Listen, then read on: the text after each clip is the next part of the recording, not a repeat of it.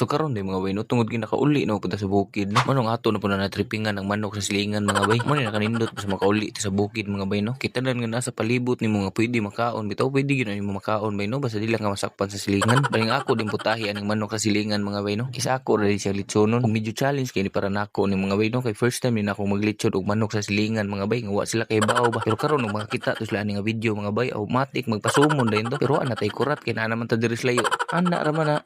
Sa paghuman din ako imulbol ang duha ka manok sa silingan mga bay no. Nagandam na din ko aning tuhuganan bitaw. Ug kawayan ang akong gibuhat nga tuhugan niya mga bay kay ingon mo sila mga bay nga mas lami kuno tuhugan ning kawayan basta litsyon bitaw. Pero para na uno depende ra po siguro na siya sa pagtimpla mga bay no. Kay kana bitaw litsyon bitaw nga gipagbaligya ra sa merkado di man kawayan ang gituhugan pero lami man. Ug kanya akong timplada ni mga bay is pang first timer ra gyud siya no. Kay first time para ba din ako mulitsyon og manok mga bay. Mo nang og natay sayo or kuwang sa kinaunhan mga bay. Ma-perfect na siya sa ikaduha or ikatulo. Ana ra man na. Mao na din ni ako ang finished product mga bay no. Wan lang na ako gipakita og yun sa ako pagtimpla. Kaya wa ko isalig sa tinimplahan ko. Kung samtang ako pa din gipabaga tong akong gihaling mga bay ako sa di ba ipakita ninyo nga akong mga tinanom nga bayabas diri no. Dagko gyud kining bayabas sa mga bay. Kung wa gyud taw na nila kuha kay nagpaabot sila nga maabot ko. Ngun ana ta special. Ana ra man na.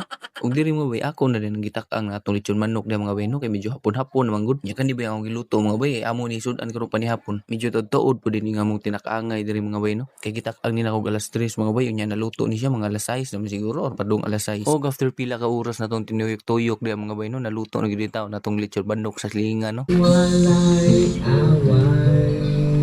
Mo din eh. Ya, di apa John? Ay, sus, kadami. Kinsa man tayo mga ani ay. Asa ang itag lechon manok pwede turo-turo no. Oh.